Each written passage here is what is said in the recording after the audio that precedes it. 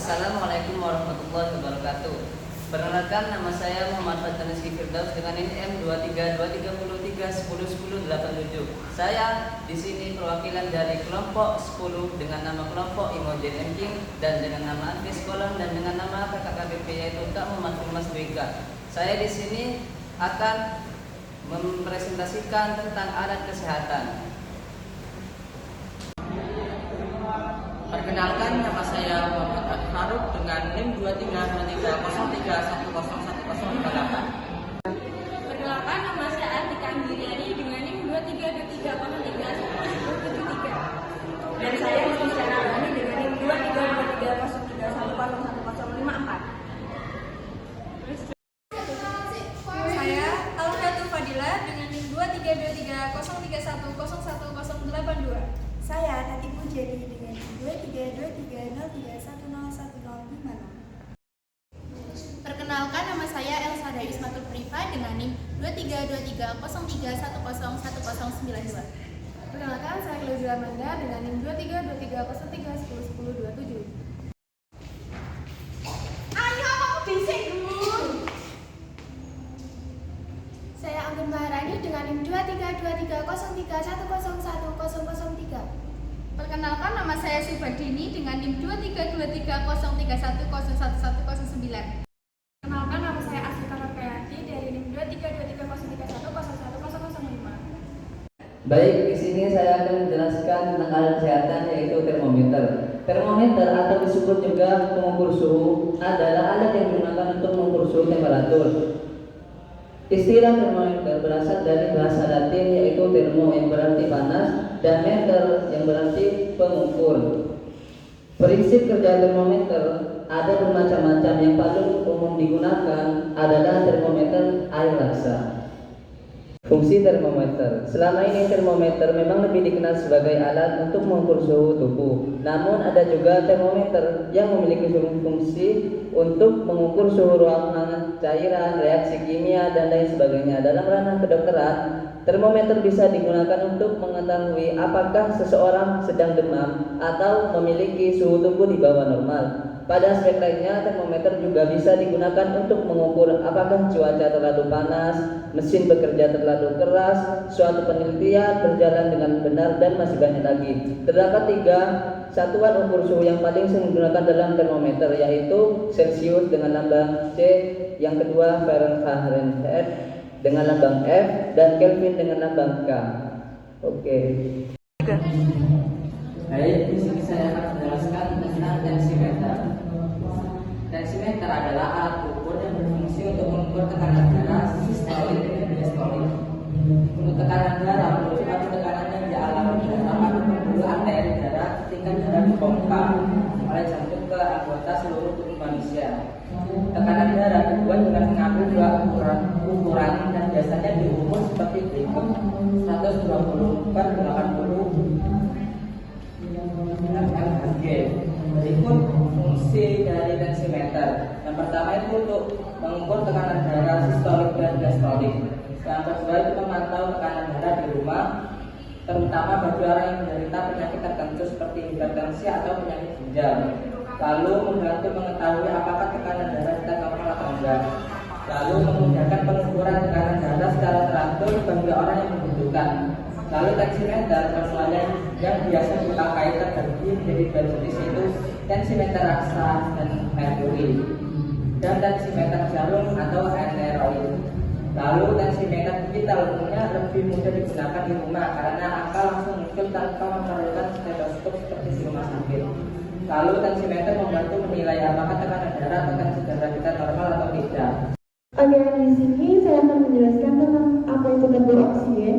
Definisinya, tabung oksigen adalah sebuah wadah atau tabung yang dirancang khusus untuk menyimpan oksigen dalam bentuk kompres atau cair. Fungsi utamanya adalah menyediakan pasokan oksigen yang diperlukan untuk pernafasan pada individu yang membutuhkannya. Beberapa fungsi yang lainnya yaitu meliputi yang pertama, dukungan pernafasan medis, yaitu tabung oksigen digunakan dalam pengobatan medis untuk memberikan oksigen tambahan kepada pasien yang mengalami kesulitan bernafas seperti dalam kasus penyakit paru-paru,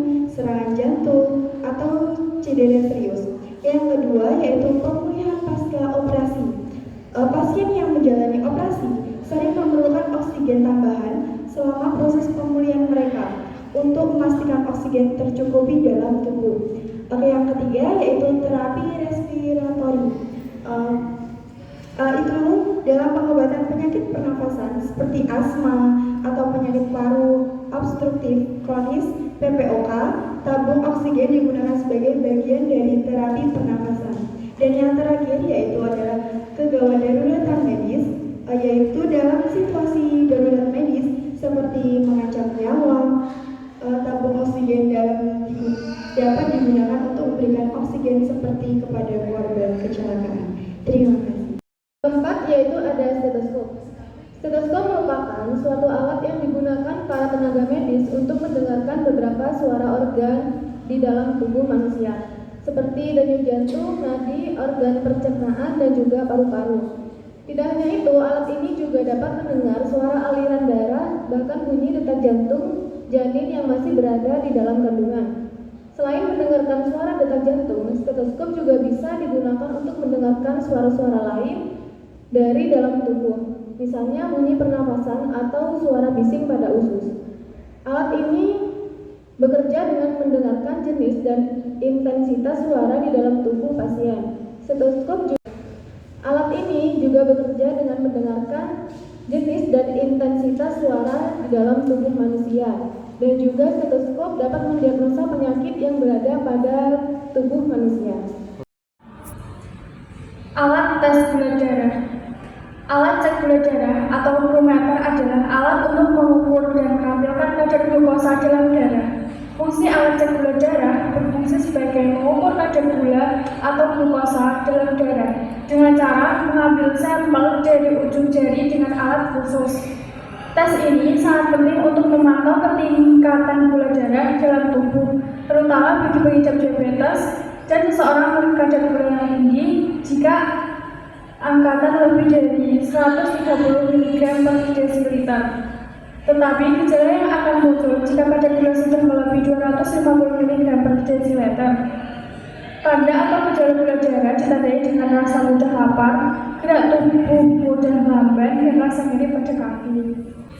Nebulizer. Alat kesehatan nebulizer, sering disebut nebul, adalah perangkat medis yang digunakan untuk mengubah obat cair menjadi kabut halus agar dapat dihirup oleh pasien melalui saluran pernapasan. Fungsi utama nebulizer adalah untuk memberikan obat-obatan secara efektif ke dalam saluran pernapasan pasien, terutama pada kasus gangguan pernapasan seperti asma, bronkitis, atau penyakit paru obstruktif kronis. Ini membantu meredakan gejala seperti sesak nafas dan mengurangi peradangan di saluran pernafasan. Nebulizer bekerja dengan mengubah obat cair menjadi partikel yang sangat kecil sehingga dapat dengan mudah masuk ke dalam paru-paru ketika pasien menghirupnya melalui masker atau mulut yang terhubung ke nebulizer. Hal ini membantu menyampaikan obat secara langsung ke area yang memerlukan pengobatan, menghasilkan efek yang lebih cepat dan lebih efisien daripada obat yang diminum nebulizer. Juga berguna untuk memberikan obat kepada anak-anak kecil atau pasien yang sulit untuk menggunakan inhaler materi dos dengan benar. Selanjutnya yaitu timbangan badan. Sebelumnya apa sih timbangan badan itu? Timbangan badan adalah alat yang digunakan untuk mengukur berat badan seseorang. Timbangan badan dapat digunakan untuk perorangan dalam keperluan data pribadi. Timbangan badan juga digunakan dalam bidang medis, yaitu sebagai alat ukur untuk keperluan pengumuman berat badan pasien rumah sakit atau fasilitas kesehatan lainnya, seperti pada puskesmas, klinik, dan lain-lain.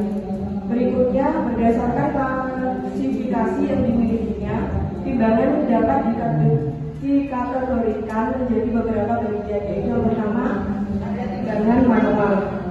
Timbangan manual merupakan jenis timbangan yang bekerja secara mekanis dengan sistem pegas. Umumnya jenis indikator berupa jarum sebagai petunjuk ukuran massa yang telah terskala. Berikutnya yaitu yang kedua, timbangan digital. Timbangan digital merupakan jenis timbangan yang bekerja secara elektronis dengan tenaga listrik. Biasanya timbangan ini menggunakan arus lemah dan indikatornya berupa angka digital pada layar bacaan. Dan yang terakhir, yang ketiga yaitu timbangan hybrid. Apa sih timbangan hybrid itu? Timbangan hybrid merupakan timbangan yang cara kerjanya adalah perpaduan antara timbangan manual dan timbangan digital. Timbangan ini seringkali digunakan untuk lokasi penimbangan yang tidak ada aliran listrik. Selain itu, timbangan hybrid menggunakan display digital, tetapi bagi platform menggunakan part mekanik. Sekian dari saya. Pulse oximetry. Pulse oximetry adalah alat untuk mengukur kadar oksigen atau saturasi oksigen yang ada di dalam darah. Bentuknya seperti perangkat kecil, seperti klip, biasanya dipasang pada jari tunjuk pasien. Pulse oximetry telah menjadi alat penting dalam praktik gawat darurat di saat ini. Deteksi hipoksia dengan indikator ini saja tidak dapat diandalkan. Sedangkan dengan pulse oximetry dapat menilai saturasi oksigen secara real time dari waktu ke waktu dan mengevaluasi intervensi serta perkembangan proses penyakit. Penggunaannya saat ini adalah sebagai monitor standar untuk semua kasus anestesi. Digunakan di unit gawat darurat, bangsal rumah sakit, dan ambulan untuk menilai oksigenasi darah pada pasien dengan kesulitan bernapas. Prinsip kerja pulse oximetry didasarkan pada adanya perbedaan penyerapan panjang gelombang cahaya oleh hemoglobin atau terdeoksigenasi dan teroksigenasi sebagai pembawa oksigen. Hasil pembacaan dari pulse oximetry bergantung pada penyerapan cahaya melalui jaringan tekanan darah yang berdenyut. Pulse oximetry dikalibrasi dengan rentang saturasi dari 70% hingga 100%. Dari akurasi 2% sampai 4%. Hal ini menunjukkan bahwa hasil pembacaan yang rendah lebih dari 70% mungkin tidak akurat dibandingkan dengan standar baku emas, yaitu pengukuran invasi melalui gas darah. Sekian, terima kasih. Baik, untuk selanjutnya yaitu alat pengukur tinggi badan.